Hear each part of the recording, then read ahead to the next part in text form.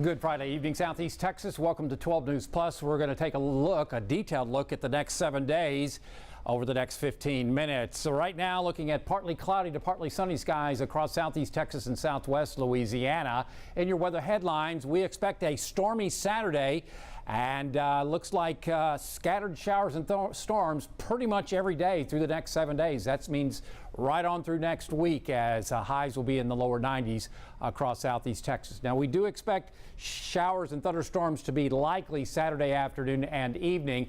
We don't expect severe weather per se, but some of them could be strong with 1, maybe 2 inches of rainfall. They'll be quickly moving through the area, so 1, maybe 2 inches.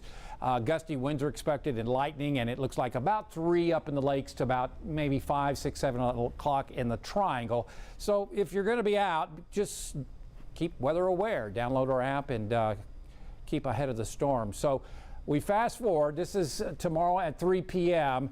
and the showers and storms starting to develop and move down from the north. Now, this is not actually formed yet. This is a projection. This is not radar. This is modeling. So the timing on this could change a little bit by a couple of hours, but roughly 3:30, 4, 5 o'clock in the afternoon in lakes, and then moving south into the triangle by 5, 6, 7 o'clock tomorrow evening. That's the way it looks right now, but again, this could change a little bit as far as the timing. Regardless, we're really confident that it will be tomorrow afternoon and probably tomorrow evening across Southeast Texas. So I'm forecasting an 80% coverage of showers and storms during the second half of the day. Ahead of those storms, it'll be partly sunny with highs around 91 degrees, and we'll see west-northwest winds in the morning turning southwest in the afternoon. That's what I think. Now, modeling, I don't think is going wet enough. It's going a 60% coverage of showers and thunderstorms. I think it's too warm tomorrow, so that's a difference there. And then for the lakes area, we're also going a 70 to 80% coverage in the lakes. Ahead of the storms, you may get up to about 92 degrees with a west to northwest wind. Let's see what the modeling says. It is not wet enough, in my opinion. 40% coverage, no, not warm enough, or not warm enough, and it's not wet enough coming up tomorrow afternoon. So I'm showing you modeling, and I'm showing you my forecast just to show you the difference. As far as your allergy report, a little bit of a change today. Mold has gone down to lower values, and I believe grass pollen back up to moderate levels, joining weed pollen this evening. So looking at the latest satellite and radar loop, nothing here in the triangle. Slight coverage up in the lakes area, light stuff into Tyler County up towards Zavala and also towards Livingston. We'll give it a 20, maybe 30% coverage of showers and thunderstorms up in the lakes area, and it looks mainly dry tonight here into the triangle. So across the state, we are watching this front. It's semi-stalled right now, but it's going to move close enough to our area for tomorrow to help and assist in generating those showers and storms that we anticipate tomorrow afternoon. And again, that's why we're going to go with so high a rain chance coming up tomorrow afternoon. So we'll put things into motion, and we'll show you that tonight maybe a few showers and storms up in the lakes area are expected, as you can see, and then quiet weather here in the triangle. This is the latest modeling. Then for tomorrow, I think the first half of the day, that means in the morning and to maybe the early afternoon hours, should be quiet. After about 3, we'll see the showers and storms start lining up towards the lakes area along 190. And again, with temperatures in the lower 90s, that will help to destabilize the atmosphere because there's not going to be any capping. The winds are going to be out of the north, so these are going to be driven southward towards the triangle without a doubt. And because of the front up into northeast and east Texas, that'll help again to serve as a focus for shower and thunderstorm activity. So once they form, they're going to be driven southwards right on into Hardin County and on into the triangle coming up late tomorrow afternoon. But once you get those showers and storms, that'll knock temperatures down into the 70s and lower 80s across the area. So the issue is that we are on the ring of fire, is what we like to call it. So high pressure, this is high pressure off towards West Texas, as you can see. Let me get my pencil. There we go. And you can see the outer periphery of high pressure is off that way. So the showers and storms are going to be driven around the outer edge or periphery of high pressure. That's off towards West Texas and the southwestern U.S. Here's disturbance number 1 coming across our area tomorrow afternoon and evening, driven by that northwest and west flow. So it will interact with the moisture, which is way up the scale tomorrow over our area. There will be no capping and daytime heating, plus the front off towards a lot of factors, a lot of variables coming together to produce shower and thunderstorm activity tomorrow. Then on Monday, there's your clock up here. You can see it.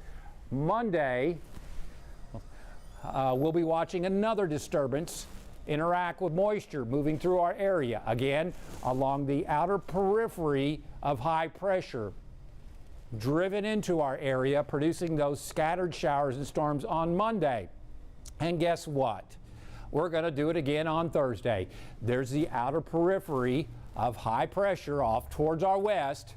We're on the ring of fire. So another disturbance coming on in as we work on into Thursday. So no, it's not going to be dry those days, as it will interact with moisture over our area, daytime heating, and no capping to produce at least a chance of showers and storms. Same thing even on Friday. Another disturbance, got moisture, no capping.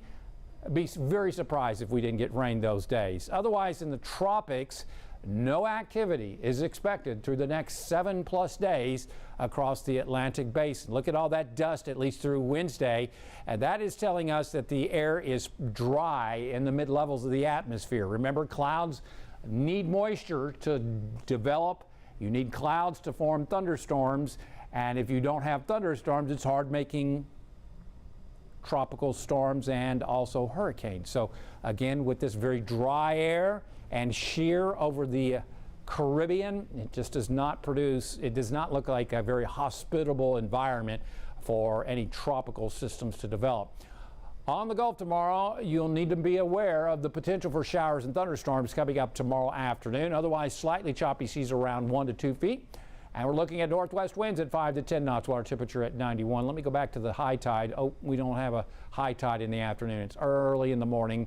Otherwise, for the lakes area, 20, maybe 30% coverage up in the lakes area. I keep looking for anybody that has any questions.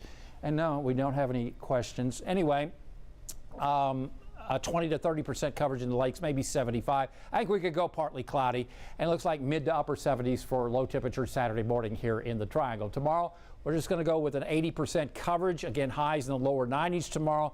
Heat into season, the upper 90s, and that UV index ahead of the storms expected to be very high at almost 9 coming up tomorrow afternoon. If you're headed up towards Rayburn tomorrow, they're releasing water. They're at 158.27 feet.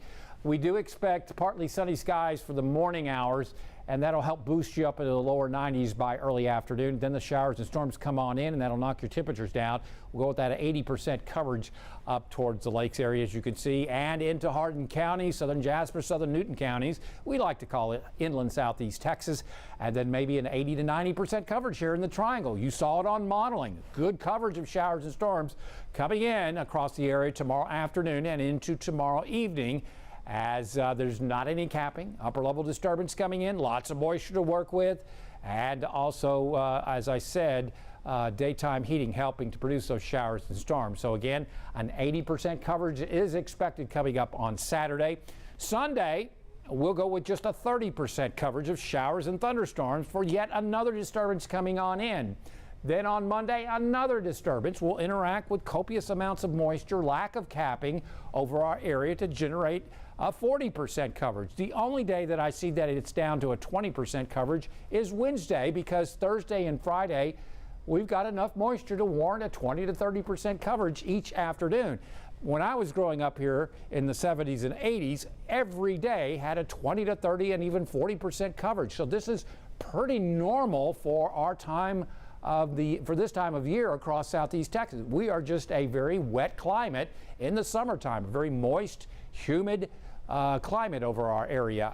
Tomorrow obviously will be above normal, but again, during the summertime, as I said, growing up here in the 80s, it was 20, 30, 40% coverage. That's pretty normal for summertime across southeast Texas, and that's what we're expecting with highs in the lower 90s across southeast Texas. So if you're just joining, look at the thunderstorms developing up over towards our northwest. We're looking off to the northwest from Packard-La Prairie, where it's currently 93 degrees. You can see distant cumulonimbus clouds, and let's take a look at radar real quick. But again, showers and storms expected coming up pretty much all of the area coming up tomorrow afternoon. And as you can see, tomorrow we expect a good coverage of showers and storms coming in from the north. We'll go about 3, 4 o'clock in the afternoon in the lakes, and about 5, 6, 7, maybe 8 o'clock tomorrow afternoon and evening here in the Triangle. Again, we're expecting pretty much everybody to see shower and thunderstorm activity. I wanted to get the radar. Yeah, okay, so I just showed you SkyCam, and we were looking off to the northwest. So we were actually seeing those cumulonimbus clouds over towards Polk County and back over towards Tyler County. That's a good 70 miles away from downtown Beaumont, if I'm not mistaken. So that's pretty impressive. Those are pretty tall cloud tops. Otherwise, looking across the state, this front is going to move near our area. No, it's not going to bring cooler weather, but it is going to bring us showers and storms coming up tomorrow across southeast Texas. As we take a look at Futurecast again, quiet night tonight here in the Triangle, maybe a 20 to 30% coverage in the lakes area. I say that because modeling has not done real well the last few days, but we think it's got a handle for tomorrow. And it's been repeatedly showing a good chance of showers and storms across the area coming up tomorrow afternoon and to tomorrow evening across southeast Texas. So if you got plans outside, get it done during the first half of the day, because the second half of the day, I won't say it's looking ugly, but it is looking stormy across the area, and that would certainly impact your outdoor plans. And it's due to an upper level disturbance that is moving into our area along the ring of fire, the outer periphery of this high. This is the disturbance. These disturbances interact with the moisture. Look at the moisture way up the scale here. That causes lift in the atmosphere, and that can produce showers and thunderstorms because of the lack of capping over our area. We've got another one as we head towards Monday. So I can't go in 0 chances of rain and thunderstorm activity, not when I see this. And let's see, even again on Thursday, we're along the outer periphery. Yes, high pressure does strengthen. Excuse me. That's the outer periphery, but we've got moisture, and we've got this disturbance moving through our area. We may not get that much, maybe a 20% coverage, but I don't think it's going to be a 0% coverage. And then as we head on into Friday, the high actually weakens. Look at the outer edge. It actually moves back off towards the west. And we've got these disturbances. See this disturbance? This is a disturbance. There's a disturbance right there. And then we've got moisture over our area right here. So yeah, with no heating, or with no cap and daytime heating, disturbances moving through the outer edge of the high, it just looks like we will continue to see scattered showers and thunderstorms in the forecast through the next 7 days, except for tomorrow, when we're expecting likely shower and thunderstorm activity across southeast Texas. Otherwise, again, our forecast for tonight showing partly cloudy skies, maybe a 20 to 30% coverage later this evening up in the lakes area, mid-70s there. And in the Triangle, I'm not expecting shower and thunderstorm activity tonight. We'll go with the lows into the mid to upper 70s and lower 80s as winds go calm tomorrow. Again, everybody should get about a 70 to 80, maybe 90% coverage across the area. 1 maybe 2 inches possible across southeast Texas. Ahead of those showers and storms tomorrow afternoon early, we should see highs in the lower 90s, and that would likely produce heat indices into the mid to upper 90s across the area. So again, if you're headed up towards the lakes area, just be cognizant after about noon that showers and storms are going to be likely moving out and towards your area. So do the fishing early. I know